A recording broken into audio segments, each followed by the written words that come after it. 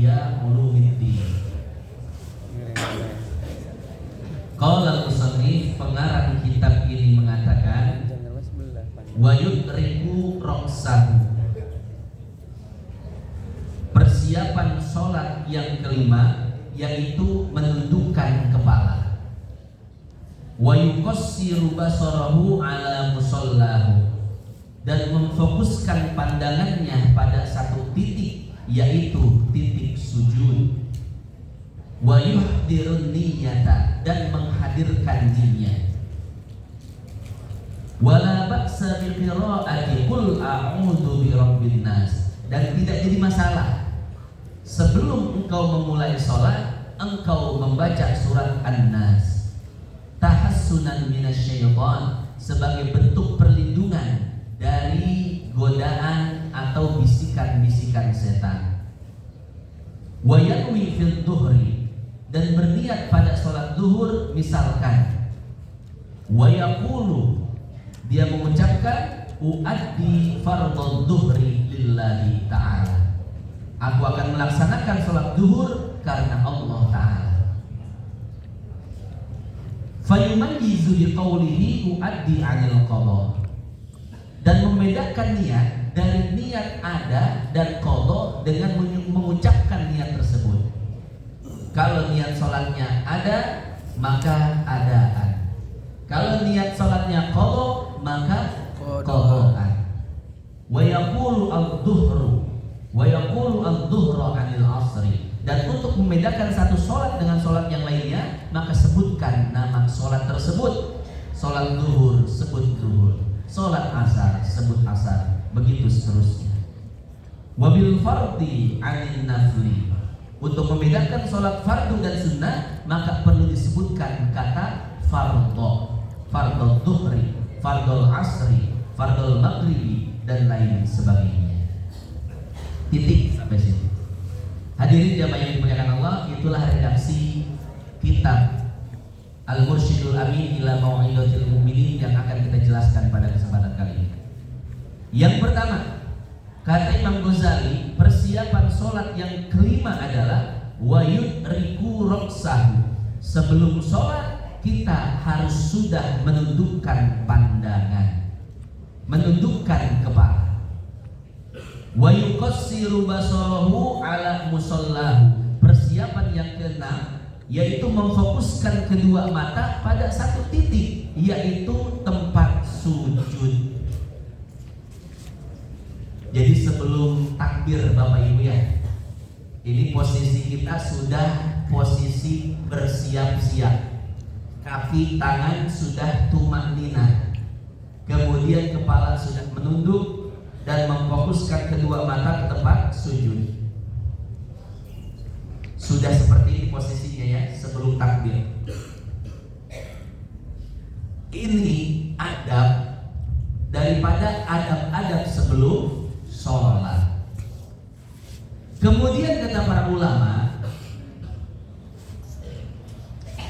hal tersebut itu berlangsung sampai salam, dari sebelum sholat sampai salam, maka posisi kepala dan posisi kedua mata tetap pada posisi tersebut. Kepala tetap menunduk dan kedua mata tetap fokus ke tempat sujud. Jangan berubah kata para ulama. Karena kalau seandainya ketika sholat kita celingak-celinguk, mata kita lihat kiri kanan, apalagi lihat atas, ini hukumnya makruh kata para ulama.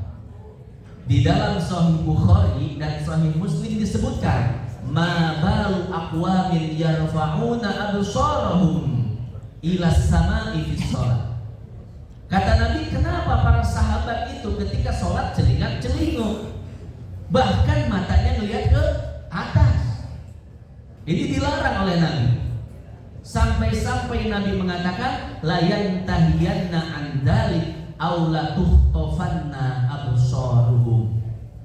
Kalau seandainya mereka terus melakukan hal seperti itu, aku khawatir Allah akan mencabut penglihatan mereka.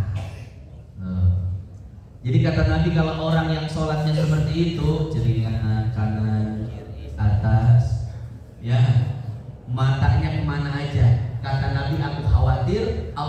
akan mencabut penglihatannya. Artinya jadi apa? Khawatir dibutakan oleh Allah Subhanahu wa Ta'ala. Nah, ini ancaman yang cukup keras dari Nabi Muhammad SAW. Kenapa Nabi mengancam dengan ancaman yang cukup keras? Karena kata Nabi, kata para ulama, ketika kita sholat, sungguh kita sedang menghadap Allah Subhanahu wa Ta'ala, menghadap Sang Penguasa alam semesta, menghadap Zat yang dapat mengabulkan segala doa. Ini raja di atas raja. Kita menghadap pejabat saja kita rapi, betul. Menghadap pejabat saja terkadang kita memperhatikan gestur tubuh kita. Lalu bagaimana ketika kita menghadap Allah Subhanahu wa Ta'ala? Harus benar-benar dengan adab, harus benar-benar dengan sopan santun. Salah satu adab menghadap Allah adalah dengan menundukkan kepala dan memfokuskan mata ke tempat sujud. Nah, jadi seperti itu ya Bapak Ibu sekalian yang dimuliakan Allah. Itu persiapan sholat. Ini kita belum masuk sholatnya Bapak Ibu, baru persiapannya. Yang kelima dan yang keenam adalah menundukkan kepala dan memfokuskan kedua mata. Pak Ustadz, saya lagi sholat biasanya merem. Ada yang begitu Bapak Ibu, lagi sholat merem? Ini bagaimana hukumnya sholat merem? Maka bisa dilihat di dalam kitab I'anatul Talibin karangan Syekh Abu Bakar Syarraf. I'anatul Talibin hasyiah dari Fathul Mu'in. Fathul Mu'in syarah daripada Qurratul Ain. Qurratul Ain karangan Syekh Zainuddin Al-Malibari, begitu pula Fathul Mu'innya. Kemudian Fathul Mu'in punya dua syarah, punya dua hasyiah yang terkenal, I'anatul Talibin dan Tarsyihul Mustafidin. Sebetulnya Qurratul Ain punya syarah selain Fathul Mu'in, yaitu Tawsyihul Mustafidin yang ditulis oleh Syekh Nawawi Banten. Jadi Syekh Nawawi Banten punya syarah terhadap Qurratul Ain. Ini syarah yang sama atau setingkat dengan Fathul Mu'in. Jadi boleh baca Fathul Mu'innya, boleh baca Tawsyihnya. Nah, di dalam I'anatul Talibin ini beliau pun Syekh Abu Bakar Syarraf menukil pendapat Syekh Ibnu Hajar Al-Haytami. Ibnu Hajar ada dua, Al-Haytami dan Al-Asqalani. Kedua-duanya ahli fikih, kedua-duanya ahli hadis. Tapi yang dinukil di kitab ini adalah pendapat Syekh Ibnu Hajar Al-Haytami di dalam kitabnya Fathul Jawad. Fathul Jawad ini syarah daripada Al-Irsyad. Al-Irsyad karangan Ibnu Mukri. Kalau dirubah Pak, di tempat saya dulu dihafal kitab Al-Irsyad itu. Karangan Ibnu Mukri, ulama dari Yaman. Kemudian disyarahkan oleh Syekh Ibnu Hajar. Ibnu Hajar punya dua syarah terhadap kitab ini, yaitu Al-Imdad yang berjilid-jilid, kemudian yang kedua Fathul Jawad, ringkasan daripada Al-Imdad. Di dalam Fathul Jawad disebutkan bahwasanya sholat dalam keadaan memejamkan mata hukumnya boleh dan tidak makruh. Apalagi kalau memejamkan mata bisa membuat sholat semakin khusyuk, maka itu dianjurkan. Nah, ini pun dinukil oleh Al-Habib Hasan bin Ali As-Segaf. Ini ulama tauhid, ulama hadis Pak. Ini masih hidup orangnya sekarang, orang Yordania. Beliau itu sangat anti sekali dengan Salafi Wahabi. Semua karangan beliau itu tentang Salafi Wahabi, mengkritik pendapat-pendapat Salafi, mengkritik habis semua pemikiran-pemikiran Salafi. Saya punya beberapa kitab beliau di rumah. Beliau ini saking gak sukanya dengan Salafi Wahabi sampai-sampai bikin percetakan khusus. Nama percetakannya adalah Al-Maktabah At-Takhsisah Lirrad Al-Wahabiyah. Sangar beliau itu Pak. Percetakan atau perpustakaan khusus untuk mengkritik orang-orang Wahabi. Jadi beliau itu memang seluruh hidupnya beliau fokuskan untuk membentengi akidah Ahlus Sunnah wal Jamaah dengan mengkritik akidah Salafi Wahabi.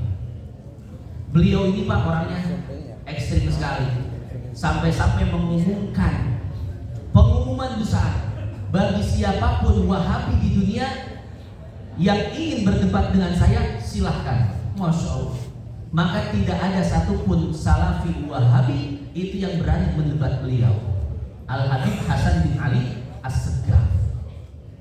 Ada satu orang Wahabi berani, kata beliau, debat dengan saya jangan di Arab, kita debat di Perancis atau di Inggris ketika itu.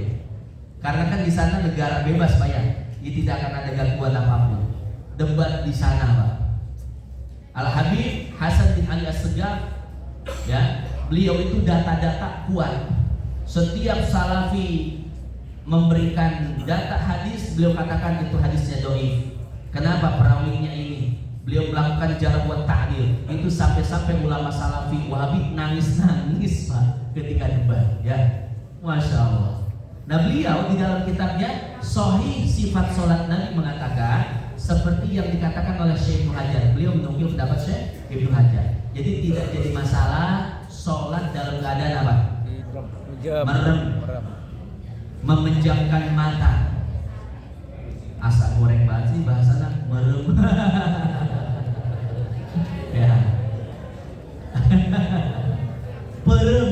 Nah. Bahasa Jawa naon? Puyem. Puyem bahasa Sunda. Nah intinya seperti itu. Sholat dalam keadaan memejamkan mata tidak jadi masalah dan tidak makruh. Kemudian persiapan sholat yang ketujuh yaitu wayuhdirun niyah, menghadirkan niat sebelum sholat.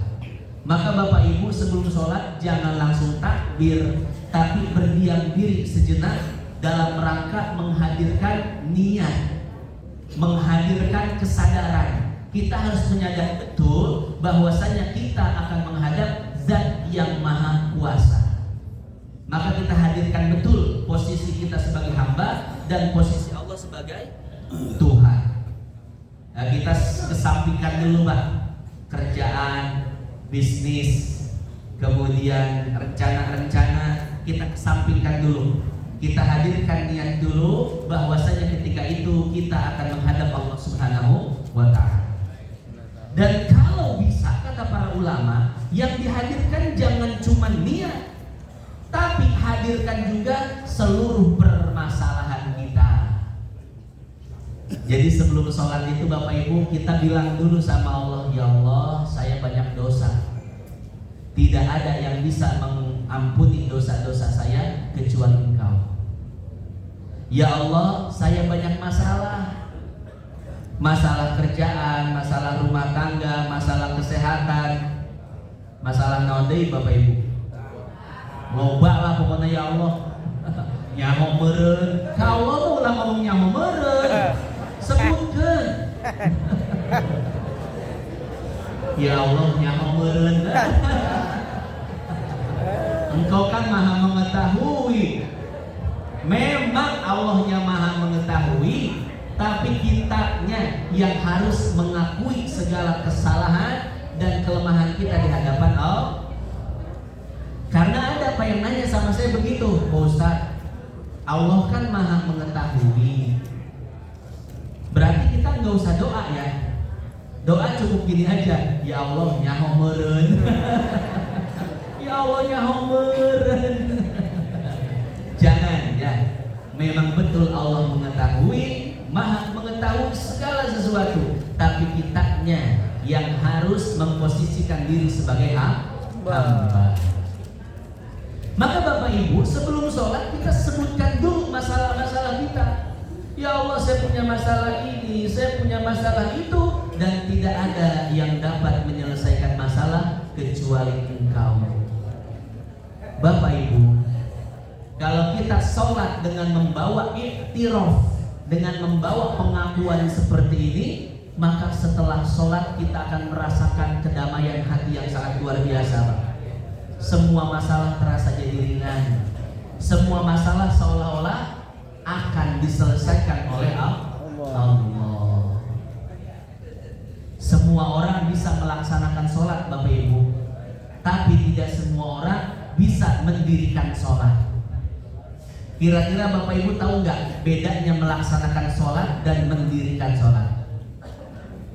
Yang di Al-Quran disebutkan apa? Melaksanakan sholat atau mendirikan sholat? Mendirikan. Wa yuqimunas sholat, dan mendirikan sholat. Allah tidak menyebutkan melaksanakan sholat, tapi yang Allah sebutkan adalah mendirikan sholat.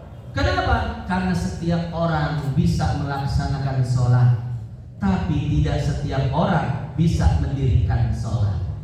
Apa makna iqamatus sholat? Mendirikan sholat. Para ulama mengatakan makna mendirikan sholat yaitu sholat setelah sholat. Apakah batinmu bisa sholat setelah jasadmu sholat? Artinya Bapak Ibu, setelah sholat, apakah ada perbaikan di dalam hati kita? Apakah akhlak kita semakin baik setelah kita melaksanakan sholat? Apakah emosi kita semakin stabil setelah melaksanakan sholat? Kalau akhlak semakin baik, emosi semakin stabil, maka berarti engkau sudah bisa mendirikan sholat.